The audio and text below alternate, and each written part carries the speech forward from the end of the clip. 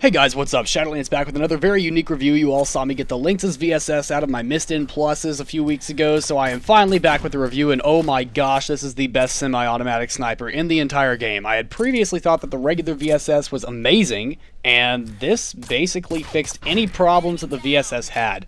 This gun is pretty much perfect. There's nothing more you could possibly want out of a semi-automatic sniper rifle. This is basically what happens when a SR-25 and a Hawk Dragunov have a baby. You have the power of a Dragunov, which is the very kind of random occasional thing to have a one-shot kill, but you have the fire rate and the silencer of a, SR-25, which is really, really nice. You have also a huge amount of ammo, similar to the Hawks, 60 shots total, 10 out of 50, which is cool, and the reload is fairly fast. The spread recovery is very, very fast also, much faster than the regular VSS, which is the #1 increase in stat point over it. So without any further ado, let's hop on into the stats. I already mentioned the ammo capacity was 10 of 50.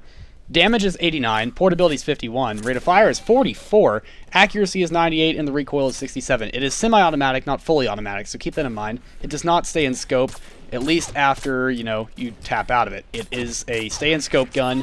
However, I really would recommend that you, kind of jump out of scope, because it is actually quite an effective quick-scoping gun. I've said this a couple of times, but semis typically work quite well for quick-scoping, surprisingly, because they usually have very fast spread recovery.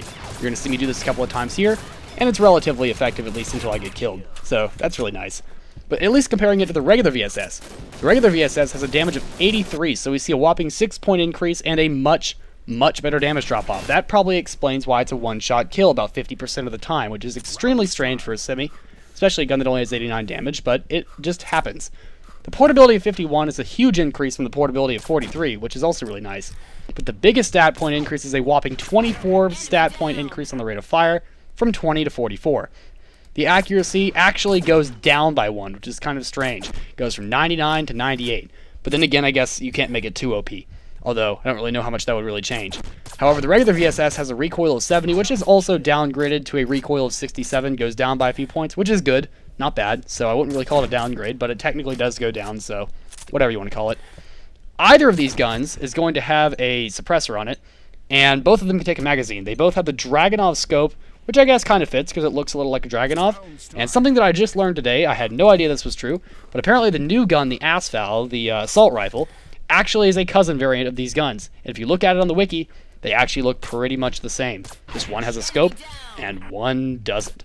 That's basically the only difference between the two of them, and it's basically one of the most overpowered snipers I've ever used. It's tons of fun to use, and as you'll see me here on Kill Creek just camping the crap out of people, it is really good for camping.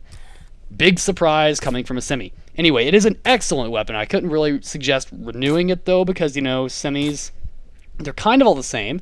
And unless you're a really big semi fan, or for some reason you really like Russian sniper rifles, I assume it's Russian, but I would not really recommend you renew this. If you get out of the Missed-In Plus for permanent or for some extended amount of time, I wouldn't suggest selling it back, though, because it is quite an excellent little weapon, and if you are allowed to use this semi-automatic sniper, this is going to be your best friend. It is extremely accurate, extremely powerful, great damage drop-off. The spread recovery is fairly quick. It's not quite as fast as the Hawk's Dragunov, but it is still very, very fast, and you can spray and hit every single shot, which is, nice, even though the accuracy is 1 point lower than the regular VSS. If you really want to actually compare it, don't compare it to the regular VSS. Try to compare it to the Hawk's Dragunov. I actually find that this gun performs more like the Dragunov due to the recoil recovery than the VSS, the regular one. However, the regular VSS also has a silencer, as does this one, which is very nice. That concludes my review, guys. Thank you for watching. Please rate, comment, subscribe. Don't forget to drop a comment and tell me what you think. And I will see you guys in the next video. Shadolance out.